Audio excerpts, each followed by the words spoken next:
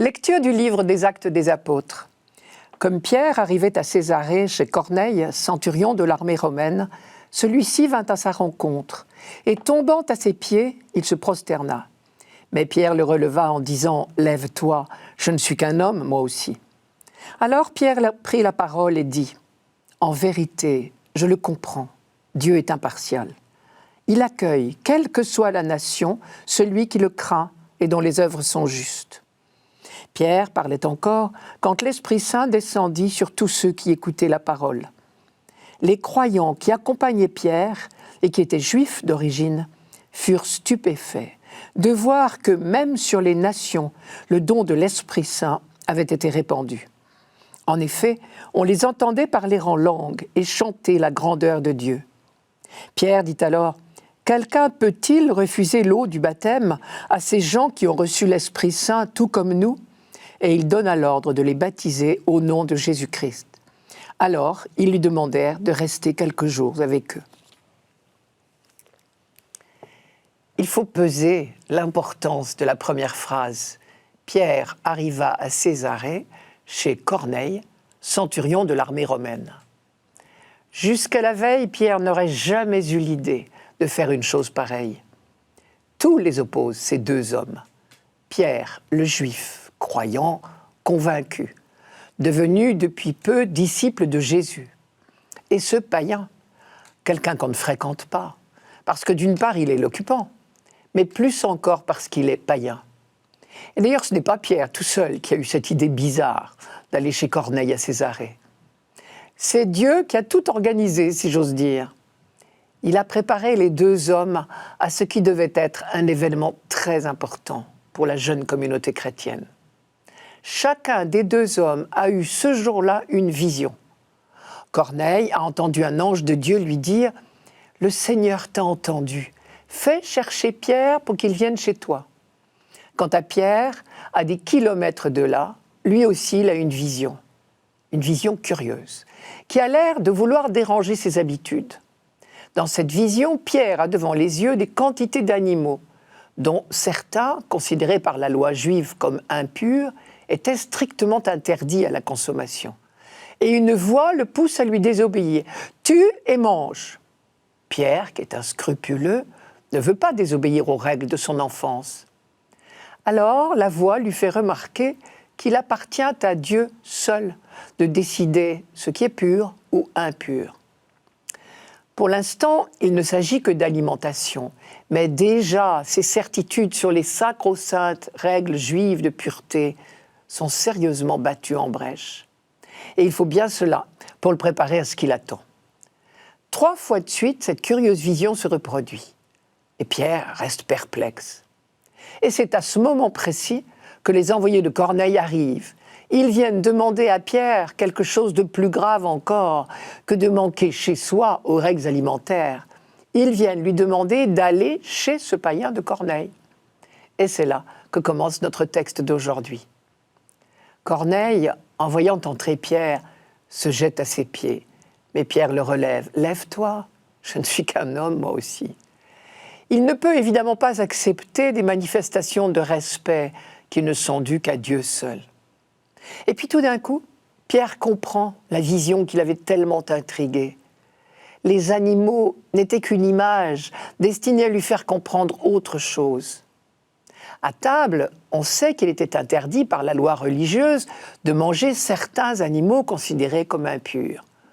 Or, la fameuse vision l'invitait à dépasser cet interdit, parce que Dieu seul, en définitive, peut déterminer ce qui est pur ou impur. Mais il était également interdit de fréquenter les païens. Ce que Pierre est invité à découvrir, c'est que cette barrière-là, elle aussi, doit tomber.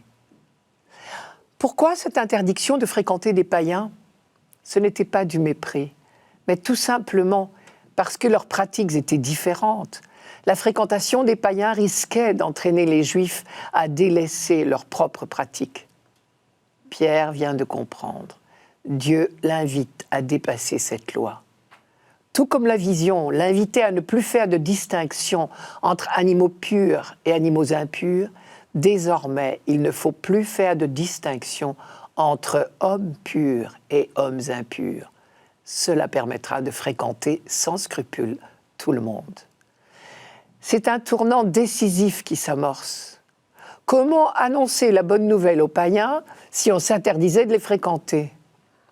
Dans une première étape du plan de salut de Dieu, le peuple juif a été choisi.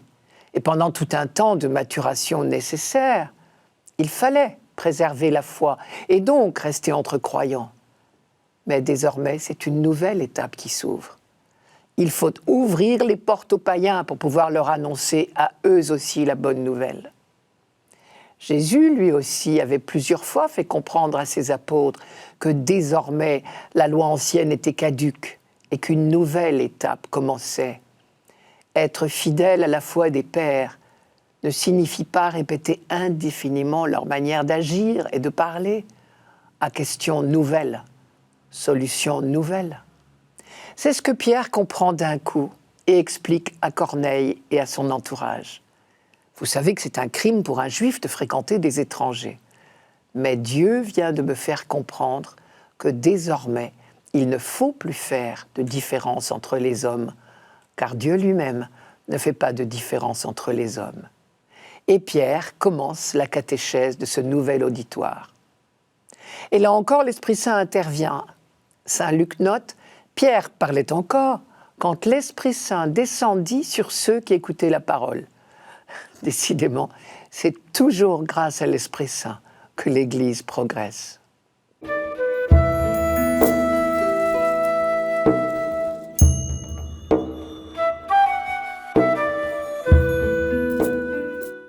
Psaume 97. Chantez au Seigneur un chant nouveau, car il a fait des merveilles. Par son bras très saint, par sa main puissante, il s'est assuré la victoire. Le Seigneur a fait connaître sa victoire et révélé sa justice aux nations. Il s'est rappelé sa fidélité, son amour en faveur de la maison d'Israël. La terre tout entière a vu la victoire de notre Dieu. Acclamez le Seigneur, terre entière, sonnez, chantez, jouez. La terre tout entière a vu la victoire de notre Dieu. C'est le peuple d'Israël qui parle ici et qui dit « notre Dieu », affichant ainsi la relation tout à fait privilégiée qui existe entre ce petit peuple et le Dieu de l'univers. Mais Israël a peu à peu compris que sa mission dans le monde est précisément de ne pas garder jalousement pour lui cette relation privilégiée, mais d'annoncer l'amour de Dieu pour tous les hommes, afin d'intégrer peu à peu l'humanité tout entière dans l'Alliance. Car la terre tout entière n'a pas seulement vocation à voir la victoire de notre Dieu, elle a vocation à en bénéficier. Ce psaume dit très bien ce que j'appellerais les deux amours de Dieu. Son amour pour son peuple choisi, élu, Israël, et son amour pour l'humanité tout entière. Ce que le psalmiste appelle tantôt les nations, tantôt la terre tout entière. Les nations, ce sont tous les autres, les païens, ceux qui ne font pas partie du peuple élu. Car une des grandes certitudes que les hommes de la Bible ont acquises peu à peu, c'est que Dieu aime toute l'humanité et pas seulement Israël. Dans ce psaume, cette certitude marque la composition même du texte, puisque la phrase centrale sur ce qu'on appelle l'élection d'Israël est encadrée par deux phrases sur l'humanité tout entière.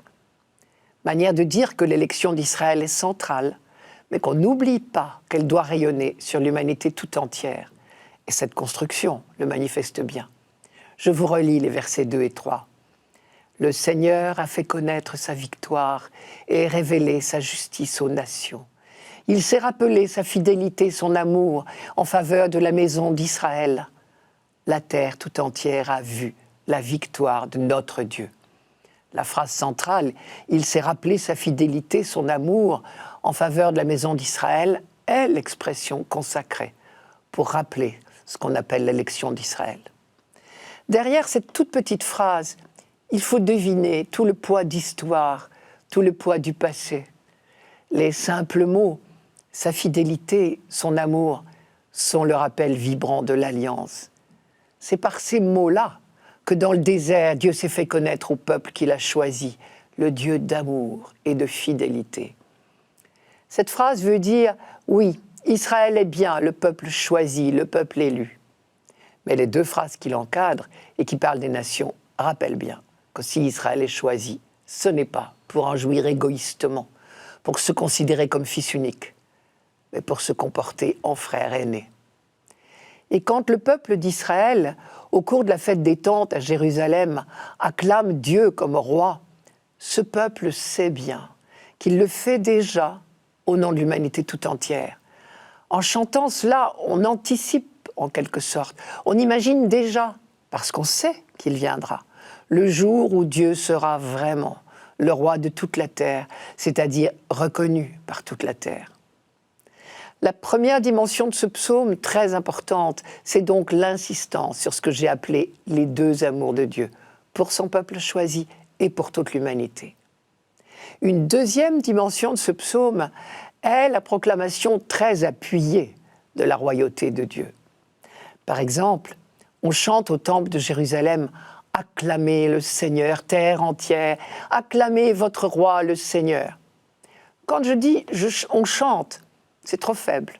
En fait, par le vocabulaire employé en hébreu, ce psaume est un cri de victoire, le cri que l'on pousse sur le champ de bataille après la victoire, la terroir, en l'honneur du vainqueur. Le mot de victoire revient 3 fois, vous l'avez entendu dans les premiers versets. Par son bras très saint, par sa main puissante, il s'est assuré la victoire. Le Seigneur a fait connaître sa victoire et révélé sa justice aux nations. La terre tout entière a vu la victoire de notre Dieu. Cette victoire de Dieu dont on parle ici est double. C'est d'abord la victoire de la libération d'Égypte. La mention « par son bras très saint, par sa main puissante » est une allusion au premier exploit de Dieu en faveur des fils d'Israël, c'est-à-dire la traversée miraculeuse de la mer qui les séparait définitivement de l'Égypte, leur terre de servitude. L'expression « le Seigneur t'a fait sortir de là d'une main forte et à bras étendus » était devenue la formule type de la libération d'Égypte. On la retrouve par exemple dans le livre des Deutéronomes et dans les psaumes. La formule « il a fait des merveilles » est aussi un rappel de la libération d'Égypte. Mais quand on chante la victoire de Dieu, on chante également la victoire attendue pour la fin des temps, la victoire définitive de Dieu contre toutes les forces du mal. Et déjà, on acclame Dieu comme jadis on acclamait le nouveau roi le jour de son sacre, en poussant des cris de victoire au son des trompettes, des cornes et dans les applaudissements de la foule. Mais alors qu'avec les rois de la terre, on allait toujours vers une déception, cette fois on sait qu'on ne sera pas déçu. Raison de plus pour que cette fois la terroir, le cri de victoire, soit particulièrement vibrante.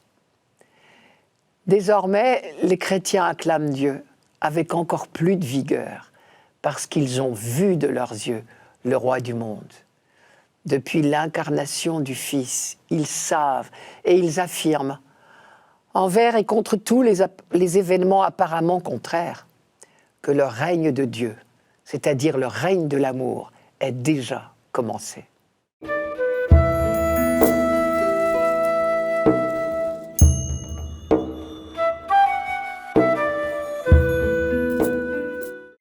Lecture de la première lettre de Saint Jean. Bien-aimés, aimons-nous les uns les autres, puisque l'amour vient de Dieu. Celui qui aime est né de Dieu et connaît Dieu. Celui qui n'aime pas n'a pas connu Dieu, car Dieu est amour. Voici comment l'amour de Dieu s'est manifesté parmi nous. Dieu a envoyé son Fils unique dans le monde pour que nous vivions par lui. Voici en quoi consiste l'amour.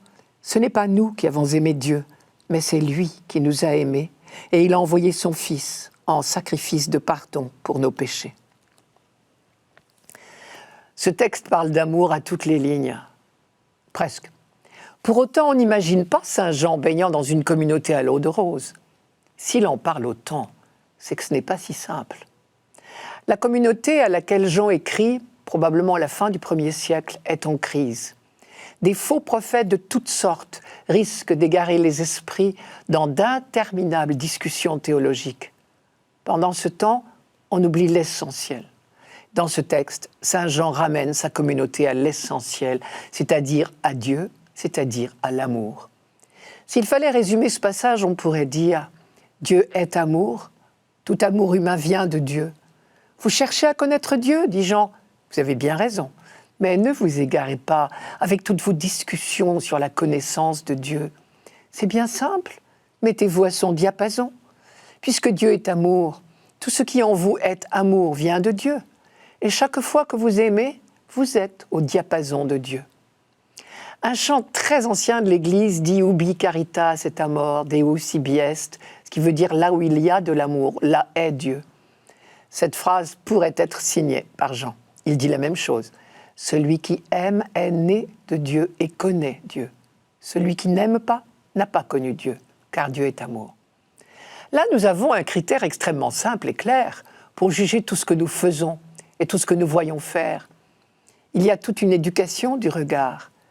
Et il semble bien que c'est la grande leçon que Saint Jean veut donner aux croyants.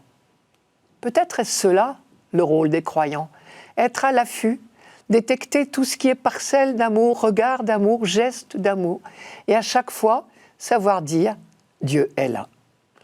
C'est dans ce sens-là peut-être que Jésus disait « Le royaume de Dieu est au milieu de vous ». Et c'est valable tous les jours sous nos yeux, sur toute la surface du globe, chez les jeunes et chez les vieux, dans toutes les races et toutes les religions, et même chez ceux qui n'ont pas de religion. Ce qui revient à dire que si on sait ouvrir les yeux, Dieu nous est donné à contempler tous les jours, de 1000 manières. L'Ancien Testament déjà avait très bien compris que connaître Dieu et aimer, c'est la même chose. Et que le jour où l'humanité connaîtra vraiment Dieu, elle deviendra fraternelle. Isaïe, pour faire entendre ce message-là, a inventé sa merveilleuse fable des animaux. Je vous la donne. Le loup habitera avec l'agneau. Le léopard se couchera près du chevreau. Le veau et le lionceau seront nourris ensemble. Un petit garçon les conduira. La vache et l'ours auront même pâture. Leur petit même gîte. Le lion, comme le bœuf, mangera du fourrage. Le nourrisson s'amusera sur le nid du cobra. Et sur le trou de la vipère, le jeune enfant étendra la main. Il ne se fera ni mal, ni destruction sur toute ma montagne sainte, car le pays sera rempli de la connaissance du Seigneur, comme la mer est comblée par les eaux. C'est bien le projet de Dieu pour l'humanité, depuis toujours. Un projet d'harmonie universelle. Et Jean continue. Voici comment Dieu a manifesté son amour parmi nous. Dieu a envoyé son Fils unique dans le monde pour que nous vivions par lui. Vivre, au sens de la vie éternelle, c'est connaître Dieu. Et pour que nous le connaissions vraiment tel qu'il est, et pas tel que nous l'imaginons, il a envoyé son Fils. Tant que Dieu est invisible, comment le connaîtrions-nous vraiment ? En Jésus, parce qu'il est Dieu fait homme, nous voyons enfin Dieu sur un visage d'homme et dans des gestes d'homme. Dieu a envoyé son Fils unique dans le monde pour que nous vivions par lui, c'est-à-dire pour que nous le connaissions. Toute sa vie, Jésus a révélé dans ses paroles et dans ses gestes ce qu'est l'amour de Dieu pour l'humanité. Paroles qui relèvent et qui pardonnent, gestes qui guérissent et qui rassurent. Le dernier soir, Jean raconte qu'il a laissé à ses apôtres un dernier geste qui parle mieux que des paroles. Je cite Jean, « Sachant que le Père a remis toutes choses entre ses mains, qu'il est sorti de Dieu et qu'il va vers Dieu, Jésus se lève de table, dépose son vêtement. » Vous connaissez la suite. Le lavement des pieds est en quelque sorte la signature de sa vie. Il est sorti de Dieu, il va vers Dieu. C'est l'amour même qui avait planté sa tente parmi les hommes. Et l'admirable de ce texte, c'est la leçon qu'il en donne. Ce n'est pas malgré qu'il soit Dieu, par condescendance en quelque sorte, que Jésus se met à genoux devant les hommes pour leur laver les pieds. C'est parce qu'il est Dieu qu'il se met à leur service. Vous m'appelez le Maître et le Seigneur, et vous dites bien, car je le suis. Et il ajoute, Dès lors, si je vous ai lavé les pieds, moi, le Seigneur et le Maître, vous devez, vous aussi, vous laver les pieds les uns aux autres. Cette découverte du vrai visage de Dieu change la face du monde. Jusque-là, on croyait que Dieu avait des comptes à régler avec l'humanité pécheresse. Pour obtenir l'effacement de tous ses péchés, on croyait bon d'offrir des sacrifices, des victimes. En Jésus-Christ, on découvre un Dieu qui est amour et pardon, qui n'a pas de compte à régler, mais qui nous demande simplement de lui ressembler en nous aimant les uns les autres.